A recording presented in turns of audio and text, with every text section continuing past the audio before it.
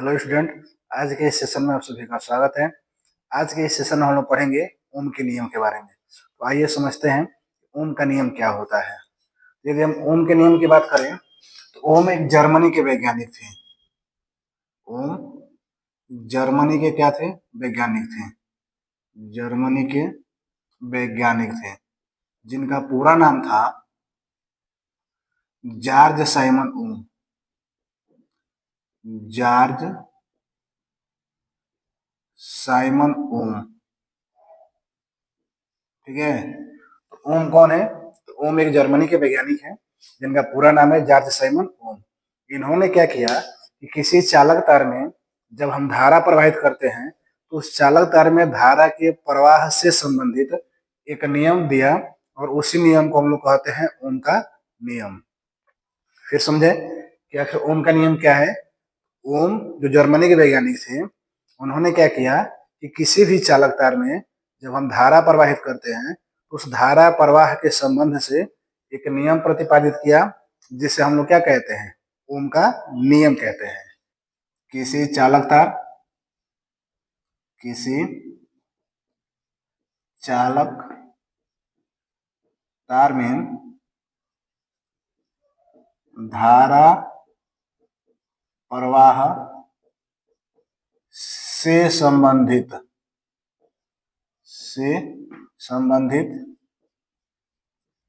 एक नियम दिया जिसे ओम का नियम कहते हैं। जिसे ओम का नियम कहते हैं। ओम का नियम कहते हैं, ठीक है। यानी क्या बताया गया कि किसी चालक तार में धारा प्रवाह से संबंधित एक नियम दिया गया, किसके द्वारा? जॉर्ज साइमन ओम के द्वारा। कब नियम दिया गया था? तो ये नियम दिया गया था 1928 में। तो 1928 में उन्होंने जो नियम दिया वह नियम क्या दिया कि जब किसी चालक तार में हम धारा प्रवाहित करते हैं तो आखिर उस चालक तार में जब धारा प्रवाहित होता है तो वो कैसे संबंधित होता है, उसी नियम को क्या कहते हैं? ओम का नियम कहते हैं। इन्होंने ये बताया कि यदि किसी नियम में क्या बताया कि यदि किसी चालक तार की यदि किसी चालक तार की समस्त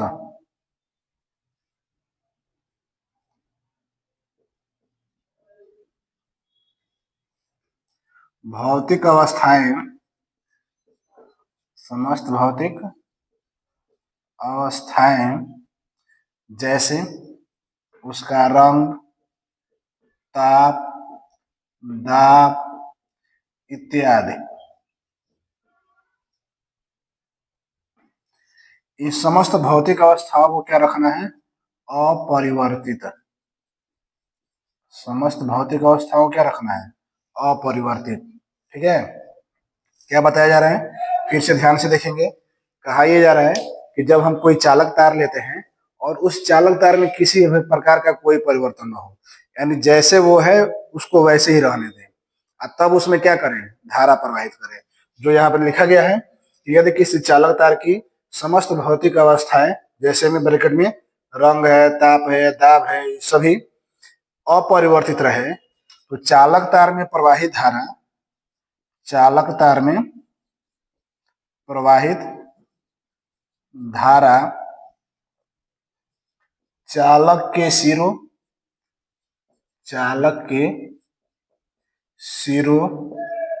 पर उत्पन्न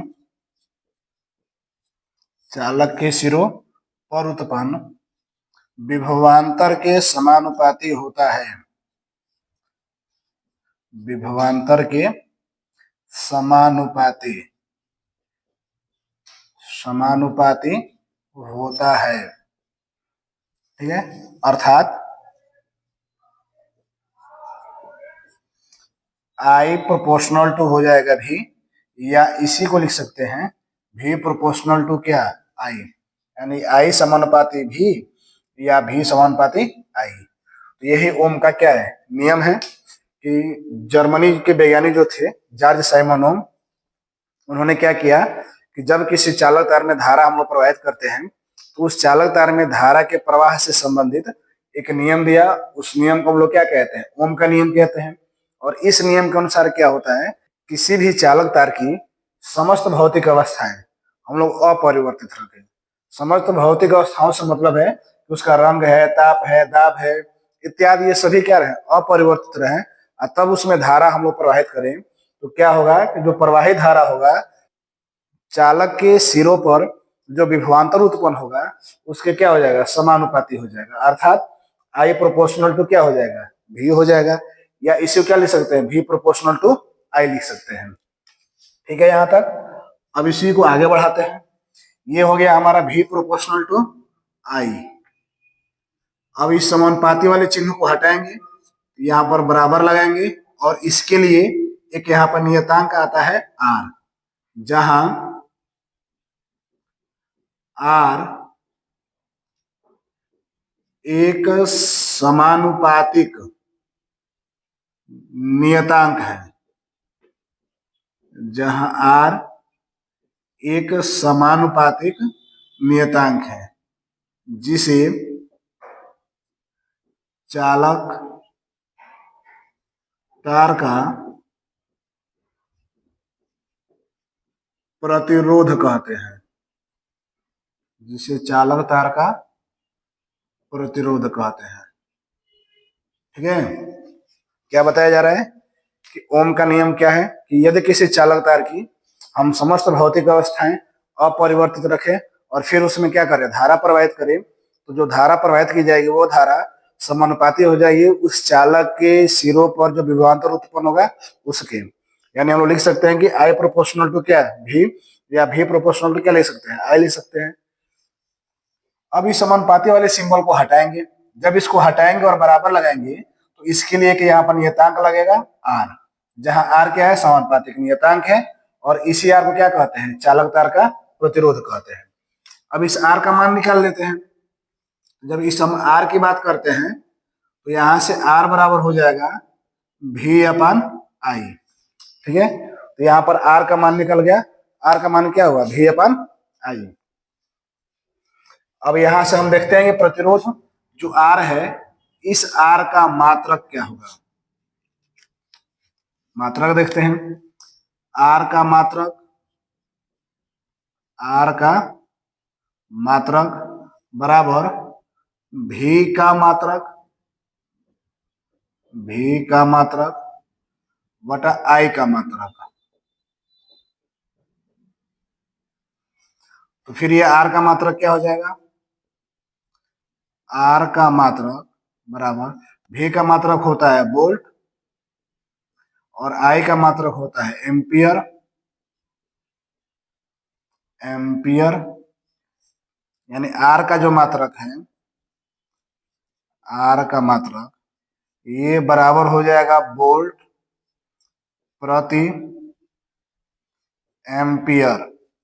और वोल्ट प्रति एम्पियर को क्या कहते हैं, ओम कहते हैं। और ओम का ये सिंबल, प्रतीक। तो इस प्रकार से आर का जो मात्रक है वो आर का मात्रक क्या कहलाएगा, ओम कहलाएगा, और या फिर वोल्ट प्रति एम्पियर। तो ये हुआ आपका आर का मात्रक। एक बार पुनः देख लेंगे इसे कि हम लोग क्या निकाले हैं, प्रतिरोध का मात्रक। किसका मात्रक निकाले हैं, प्रतिरोध का। तो हम जानते हैं आर बराबर क्या होता है, भी अपन आई होता है। अब यहाँ से जो भी का मात्रक होगा और आई का मात्रक होगा, इन दोनों का रेशियो निकाल लेंगे। तो आप भी का मात्रक होता है वोल्ट, आई का मात्रक होता है एम्पियर। तो ये हो गया वोल्ट प्रति एम्पियर। और वोल्ट प्रति एम्पियर को ही क्या कहते हैं, ओम कहते हैं। इस प्रकार से जो प्रतिरोध का मात्रक हुआ वो प्रतिरोध का मात्रक क्या हुआ, ओम हुआ। ठीक है, तो फिर से एक बार इसको हम रिवाइज कर दे रहे हैं, देखेंगे ध्यान से। ओम के नियम की बात करते हैं तो ओम एक जर्मनी वैज्ञानिक थे जिनका पूरा नाम था जॉर्ज साइमन ओम। जॉर्ज साइमन ओम ने 1928 में एक अपना प्रयोग किया और उस प्रयोग में यह बताया कि जब हम किसी चालक तार में धारा प्रवाहित करते हैं तो वह धारा किस प्रकार से उस चालक तार से संबंधित होता है। और उसी नियम को हम लोग क्या नाम देते हैं, ओम का नियम नाम देते हैं। यदि इस नियम की बात करेंगे तो कहा जाता है कि यदि किसी चालक तार की जो समस्त भौतिक अवस्थाएं हैं उसे अपरिवर्तित रखा जाए और तब उस चालक तार में धारा प्रवाहित की जाए तो वह धारा चालक के सिरों पर उत्पन्न विभवांतर के समानुपाती हो जाएगी। अर्थात यहां से हम देख सकते हैं कि I प्रोपोर्शनल टू क्या हो गया है, V हो गया है। फिर यहां से हम या इसी को इस टर्म के रूप में लिख सकते हैं, V प्रोपोर्शनल टू I लिख सकते हैं। तो V प्रोपोर्शनल टू I हुआ। अब ये समानुपाती का चिन्ह है, इसको हटाएंगे, बराबर लगाएंगे, तो ये हो गया V इज इक्वल टू कितना, आर आई, जहां आर क्या है, आर एक समानुपातिक नियतांक है, और इस समानुपातिक नियतांक को ही हम लोग क्या नाम देते हैं, चालक तार का प्रतिरोध। तो अब यहाँ से आर का मान निकाल लीजिए। जब आर का मान निकालेंगे तो आर बराबर क्या हो जाएगा, V अपन आई हो जाएगा। तो ये हो गया प्रतिरोध का फार्मूला। अब इस आर का मात्रक देखते हैं, तो आर का मात्रक निकालेंगे तो क्या हो जाएगा, V का मात्रक अपन आई का मात्रक, और V का मात्रक वोल्ट होता है, आई का एम्पियर होता है। तो इस तरीके से आर का जो मात्रक होगा वो वोल्ट प्रति एम्पियर हो जाएगा। जो वोल्ट प्रति एम्पियर है उसी को हम लोग क्या कह देते हैं, ओम कह देते हैं। ठीक है, तो यहां तो समझ में आया होगा। अब हम लोग आगे बढ़ते हैं और परिभाषा देखते हैं एक ओम की। किसकी परिभाषा देखेंगे, एक ओम। एक ओम की परिभाषा। ठीक है, आखिर एक ओम हम लोग किसे कहते हैं। तो जो ये फार्मूला प्राप्त हुआ है ये वाला, इसी से हम लोग चलते हैं। यहां पर हम लिखेंगे कि हम जानते हैं कि, हम जानते हैं कि आर बराबर क्या होता है, V अपन आई होता है। यदि हम मान लें कि यदि V बराबर हो जाए 1 वोल्ट तथा I बराबर हो जाए 1 एम्पियर। अब इन दोनों का जो माने हैं इस वाले में रख देते हैं, इसलिए R इज इक्वल टू क्या हो जाएगा, 1 वोल्ट बटा 1 एम्पियर,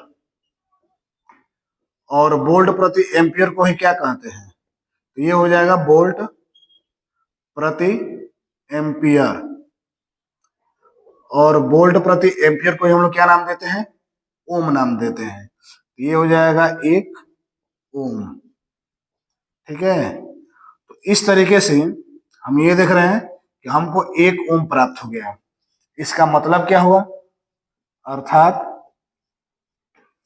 अब ये 1 ओम कैसे हमको मिल गया है, तो यहाँ पर हम देखेंगे कि हमने क्या माना है, हमने माना ये V का मान कितना हो जाए, 1 वोल्ट हो जाए, तथा I का मान कितना हो जाए, 1 एम्पियर हो जाए। तब हम देखेंगे कि R का मान क्या हो जाएगा, 1 वोल्ट बटा 1 एम्पियर। तो 1 से 1 में भाग करेंगे 1 ही आएगा, ये हो जाएगा वोल्ट प्रति एम्पियर, और वोल्ट प्रति एम्पियर को क्या कहते हैं, ओम कहते हैं। अर्थात यदि किसी चालक तार में हम 1 एम्पियर की धारा प्रवाहित करें, क्या बताया जा रहा है आपको कि यदि किसी चालक तार में 1 एम्पियर की धारा प्रवाहित करें, तब चालक के सिरों के बीच जो विभवांतर उत्पन्न होता है वो 1 वोल्ट का हो जाए। देखेंगे यहाँ पे कि जब चालक तार में 1 एम्पियर की धारा प्रवाहित की जा रही है, तब चालक के सिरों पर जो विभवांतर उत्पन्न हो रहा है वो 1 वोल्ट हो, तो उस चालक तार का प्रतिरोध क्या कहलाएगा, 1 ओम कहलाएगा। ठीक है, तो आज के इस सेशन में हम लोग क्या क्या देखें, ओम का नियम किसे कहते हैं, प्रतिरोध का फार्मूला सूत्र क्या मिला हमको, और इस प्रतिरोध का मात्रक क्या होता है। फिर हम लोगों ने यहाँ देखा कि 1 ओम किसे कहते हैं। तो ये सब कंप्लीट हो गया। ये उम्मीद है कि यहाँ तक आप सभी को समझ में आया होगा। इसका स्क्रीनशॉट आप लोग ले सकते हैं।